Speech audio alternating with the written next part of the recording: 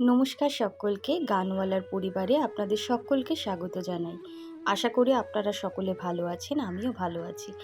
আজকে অনেক দিন পর আবার একটা ব্লগ ভিডিও নিয়ে আপনাদের সামনে হাজির হলাম। আজকে যে ভিডিওটা আমি আপনাদের সঙ্গে শেয়ার করছি সেটা হলো আমাদের বেহালা সাংগীতিক 17ই জুলাই বৃক্ষরোপণ উৎসব পালন করেছিল। চলুন, প্রথমে পদযাত্রা, তারপরে অনুষ্ঠান। অল্প অল্প করে সবটাই আপনাদের সঙ্গে শেয়ার করার চেষ্টা করেছি, পুরোটা শেয়ার করতে পারিনি, কারণ প্রসেশনে হাঁটতে গেলে ওইভাবে তো ভিডিও করা যায় না। তো চলুন, সবাইকে কি সুন্দর লাগছে, সবাই খুব সুন্দর করে সেজেওছে। আমাদের থিম ছিল গাছকে সন্তানের মতো যত্ন করতে হবে। গাছ আমাদের অক্সিজেন দেয়, আমরা সকলেই জানি। গাছ ছাড়া আমাদের বেঁচে থাকাও সম্ভব নয়।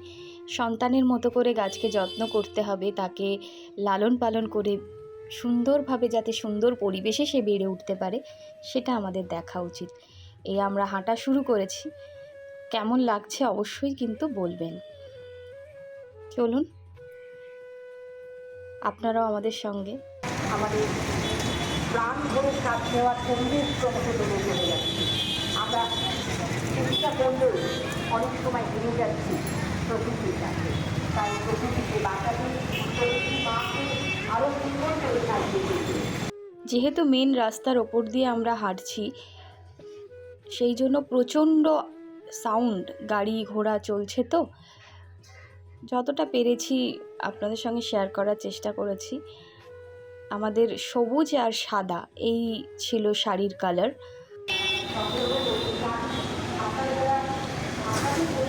ও শিবেন্দা, সোজা করে ধরুন, সোজা করে ধরুন।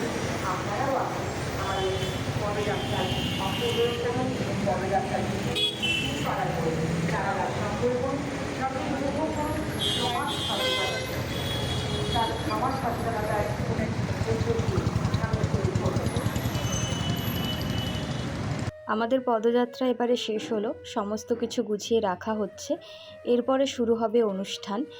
তো আমি পুরোটা ছিলাম না, একটুখানি দেখেই চলে এসেছিলাম। আমি সেদিনকে আর গান গাইনি, তাই পুরো টাইমটা আমি ছিলামও না। একটুখানি আপনাদের সঙ্গে শেয়ার করতে পারবো, বেশিক্ষণ ছিলাম না যেহেতু, তাই পুরো অনুষ্ঠানের কোনো ভিডিও আমার কাছে সেভাবে নেই। সমস্ত কিছু গুছিয়ে রাখা হচ্ছে, একটুখানি অনুষ্ঠান দেখুন তাহলে।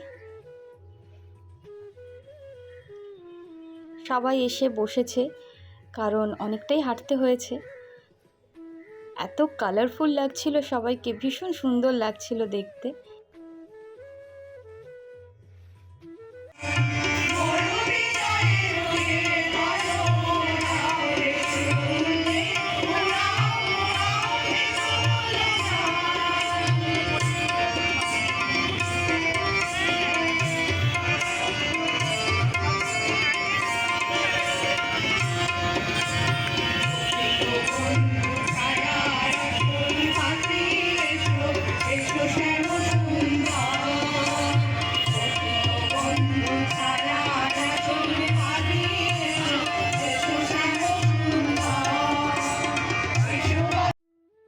একটি গাছ একটি প্রাণ।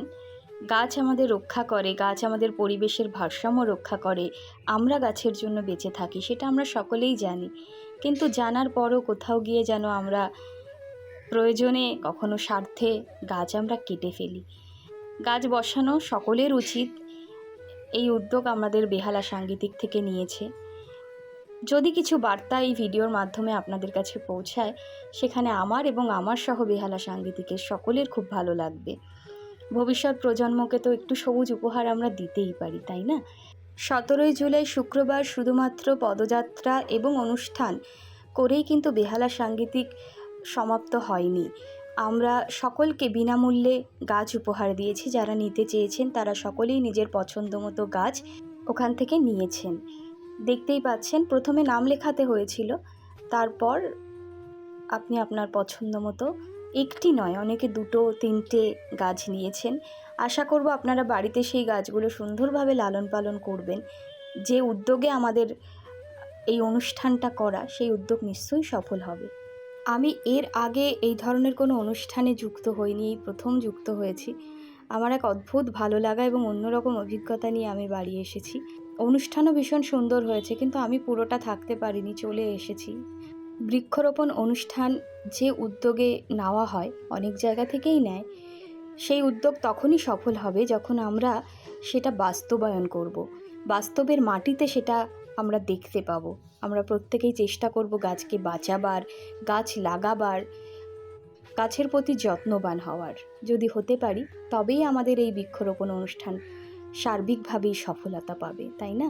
অনেক গাছের ভেতরে সবথেকে বেশি যে গাছটা আমার দৃষ্টি আকর্ষণ করেছিল সেটা হলো এই তুলসী গাছটা। এত প্রাণবন্ত এবং ঝলমল ঝলমল করছে, যেন ঝাঁকড়া গাছ। আমি জানি না এই গাছটি কোন দিদিভাই বা কে নিয়েছে। অপূর্ব সুন্দর এই তুলসী গাছটা। বিভিন্ন ধরনের গাছ ছিল, সব গাছ তো চিনি না। চলুন এবারে বাড়ির পথ আমি ধরলাম। বাড়িতে আসার সময় দেখছি রাস্তায় এরকম বসেছে রথের মেলা, তো সেখানে একটু ঘোরাঘুরি করলাম, করে তারপরে বাড়ি। আজকে তাহলে এখানেই বিদায় নিই। ভিডিওটা যদি ভালো লাগে তাহলে অবশ্যই লাইক, কমেন্ট, শেয়ার করবেন। সকলে খুব ভালো থাকবেন, সুস্থ থাকবেন, সচেতন থাকবেন। দেখা হবে আবার একটা অন্য ভিডিও নিয়ে। সকলে ভীষণ ভালো থাকবেন।